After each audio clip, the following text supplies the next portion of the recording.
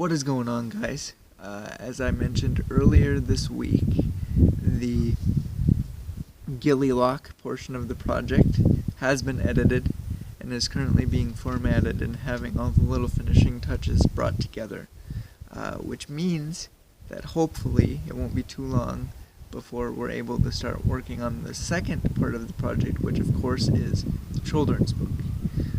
So I just wanted to sit down with you guys and touch base a little bit on some things before we switch gears here. One of those things is going to be on the children's book itself. I want to discuss the plot more in depth and talk about the overall direction of the book going forward, or I should say what I hope it will be by the time we get there. But that will be in the next video.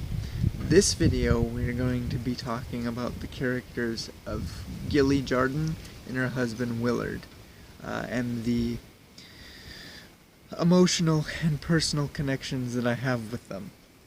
This is a subject that I've touched briefly on in past updates, but I really wanted to avoid it until I was able to sit down like this and give you guys an extensive, an in-depth explanation via video like this. So that's what this video is going to be about. Now, I guess when you start talking about the subject of Gilleigh, the place to start would be the overall moral of the book, which is change. Specifically the idea that at any given point in our lives, a person may enter it and change it forever, regardless of how long they're in it, whether it be a few days, a few weeks, a few months, or years to come. They can teach us things, and we can learn from them, and they can alter the path of our existence, so to speak. And this is something that I'll elaborate more on in terms of how it affects the plot when I release the official synopsis of the book later on down the road, but essentially that is what Gilleigh is to the main character, which I think is a very relatable subject to us all, because I think, if we really stop to think about it, just about every one of us could probably think of a person that is in our lives, either in the past or presently, that fits that position. And the beauty of it is it could be anybody. It could be a family friend, an aunt, an uncle, a grandparent, a neighbor. It could be somebody that you happen to pass for just a brief moment on the street, but the idea is that anybody has the potential to walk into our lives and impact it in such a way that changes it forever. And I think for me, I was fortunate enough to have a multitude of grandparents. I was brought up in a small Baptist church whose congregation was primarily elderly, older folks who were grandparents themselves. And these people ended up becoming, I would say, quite a major fixture in my life. Some of them were there on the day I was born. They they would come visit me either in the hospital or at home after my surgeries while I was recovering. They threw me a party after I graduated. They would tease me about getting married so that they could witness they could witness it, they could be a part of it. Now, unfortunately, some of them have since passed, I know, but I know I'm fortunate, and I'm definitely thankful to have had them in my life the way I was able to, and to have them teach me things and learn from them, and just remember them fondly. And, the way that they were a part of my life, what they were to me, I think is what Gilleigh was to the book. And when I think of the true inspiration for everything that Gilleigh is, I think of them. Now, Willard's a little bit of a different story. When we talk about him, I guess we need to start at the beginning. I had just finished writing The Crystal Rose, and I was feeling very tired, in every way, mentally, emotionally, everything from creating an imaginary world from scratch to the concept of war and death that is all throughout that book, left me just exhausted. And I had sat there and just said, you know what, I think I need a break. I need to kind of cleanse my brain, come up with something different. And it wasn't that I wanted to come up with something less imaginative, but I thought it would be best to do something that was a little bit more grounded or plausible, if that makes sense. And so the idea of doing a kid's book popped into my head. And I was attracted to this for two main reasons. One being that I didn't think that it would necessarily be that difficult in terms of, like, compared to The Crystal Rose, there's not gonna be 15 pages of swordplay choreography and people dying and this happening and that happening. Like, it's pretty straightforward because your target audience is children, so it doesn't need to be overly complex as far as the delivery. So I was like, that would be a nice break, a different path. The second reason I wanted to do it is the challenge of it. I've never really written for children, and with my primary writer's voice being one of dry humor and sarcasm that is meant for a more, I won't say adult audience, but older audience, the idea of doing something completely different and writing for a completely new audience was a challenge that I wanted. But in never doing it before, I figured the best people to talk to for advice would be moms. So I went to them and I had a conversation with them, to kind of find out what makes for a good children's book, what they look for in a children's book, and what they don't like in a children's book. General knowledge questions to get an idea of what I was doing. And kind of overwhelmingly, in a roundabout way, they all kind of said the same thing, is that they really, what they wanted was a reason to care about the characters, a way to understand how and why they got to where they are, because they said that, when your kid gets obsessed with something, whether it be a book or a TV show or whatever, they're going to end up reading it or watching it 5, 6, 700 times.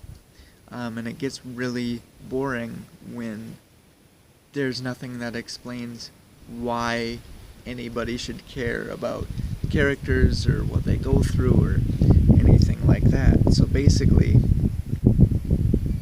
that's where I got the idea of Gilleigh Loch. That's what Gilleigh Loch is kind of this origin story, or this background story that explains the events that lead to the children's book, which is in the middle, kind of the events and things that happen that lead up to its creation, that explain why the main character is who he is, why he's there, basically solving that problem. And just about the time that I was kind of figuring things out and said, okay, this is what I'm going to do, I found out that my great uncle had unexpectedly passed away. Which was a pretty hard pill to swallow. And it took some time for me to come back to normal. And I always say that if I hadn't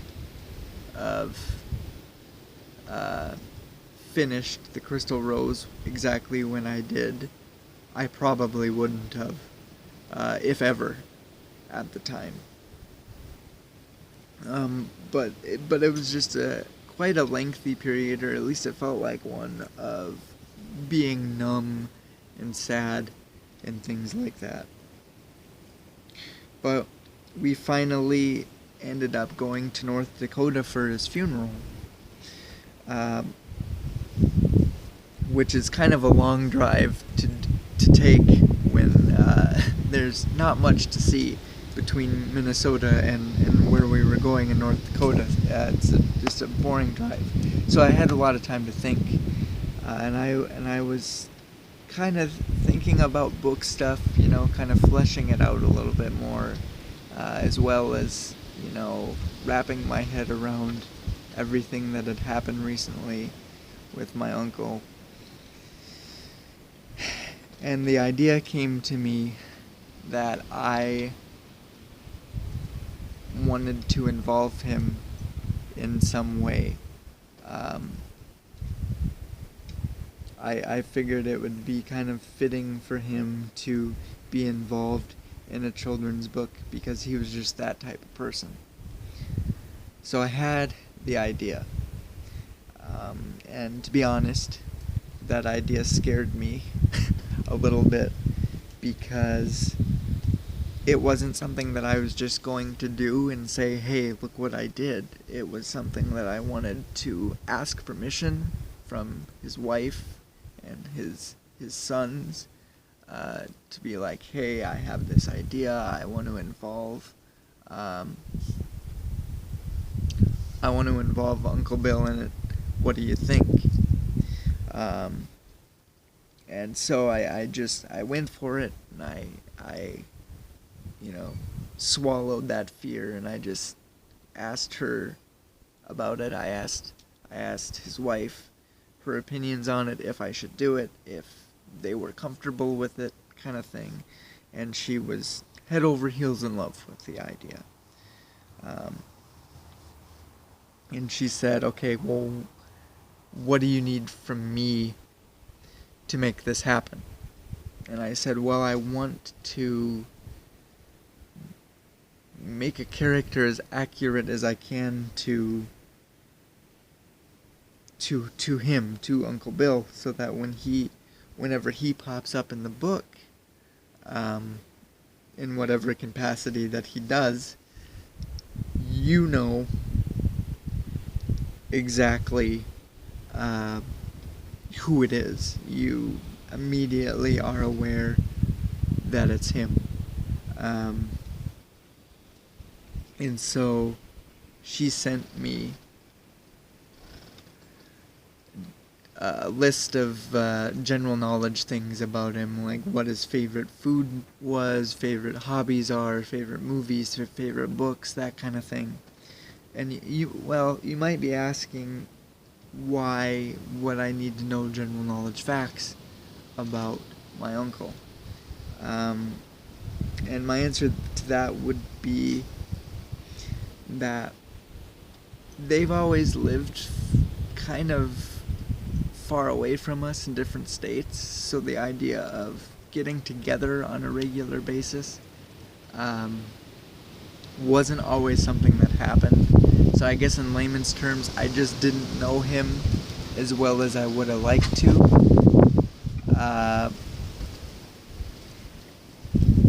But I have to say that in creating him the way I did, I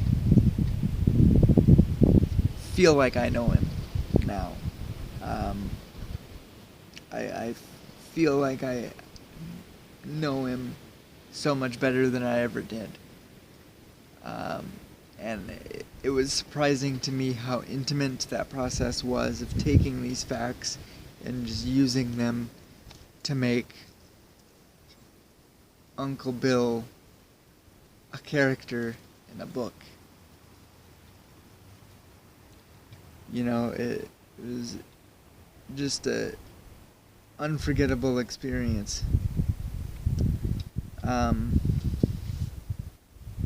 You know, another crazy thing is I always say that I don't really write my books ever, that they kind of take on a mind of their own and they write themselves, and I'm just along for the ride. And I really have to say that through this intimate process, that has never been truer. Because, you know, in the beginning when I set out to do this, my idea was just to have him be a background character, a background fixture that would pop up primarily just to be that something special that my family could have and be proud of.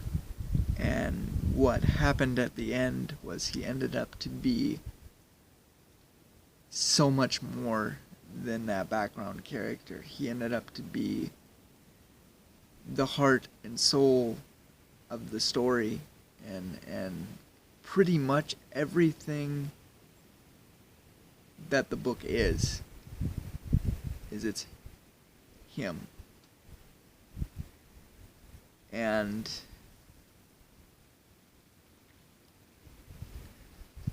I guess the biggest thing, you know, like I said, for my family, I wanted his existence in this book, in this universe, to be something special that they could hang on to and have that hopefully will last forever. So you could be like, there's Bill. And ultimately, I wanted it to be something that would make him proud, too, and I really hope I did. But I guess in terms of an audience, I really wanted to make not just him, every character in this book, I wanted to feel as though they could exist, as though that maybe you could go outside and walk down the street and pass by them, you know, very full of life, of, you know, possibility. You know, I wanted them to be super relatable. And I guess when it comes to Uncle Bill's character, I really wanted to do him justice so that the family would instantly recognize him, but also that somebody that has never met them before, the rest of you, would read it and feel like you instantly got a taste or a sense of who he was. because he was one of those guys that even though he came around once in a while, every couple of years, you never missed a beat. He just instantly fit in, instantly made you laugh, instantly made you smile, and had a very special way of looking at life. He was just a very special and credible person. And I would have said that before I did the book, but like I said, getting to know him in the intimate way that I have in creating him, I really got a sense of everything that he is, and I really feel him in this book, and I just hope that I did him justice. The biggest thing is I hope he's looking down, and I hope that when my family reads this, they instantly know who it is, who it's supposed to be. I guess, if I can make him proud and them proud and be proud of it, then, I guess, and,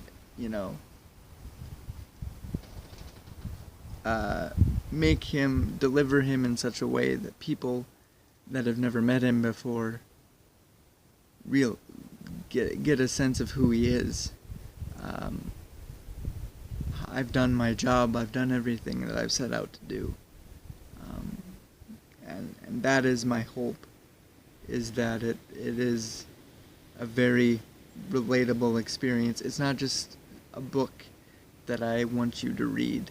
I hope you relate to it, you live it, you care about the characters, you feel all the characters' emotions, and you just go for the ride from beginning to end. And in closing, I just want to say this, and it might come across as bias because I'm the guy that wrote the story, I'm the guy that wrote the characters the way they are. But in taking the month off to come into the editing process with fresh eyes and to look at everything a little bit more critically, I have to say that it is genuinely, in my own opinion, it is genuinely a fun and wholesome experience. I was laughing at some of the jokes, I was smiling at certain parts, and it just, even though I'd written it, I knew that what was going to happen, taking that break and coming back to it, I enjoyed it all over again, and I just hope that it's the same way. I hope that, when the time comes and you're able to buy it from Amazon and you get it and you read it, to your children or to yourselves or however you choose to read it, I hope it's a story that you enjoy from beginning to end, and that you are willing to read over and over and over again. I just hope that we have the same enjoyable and super relatable experience. Like I said, that's just my opinion, though, and but I hope that when the time comes and you have the opportunity to pre-order it or buy it and experience it for yourself, that you'll take my opinions for what it's worth. Other than that, guys, I guess that'll do it, and we'll see you in the next video.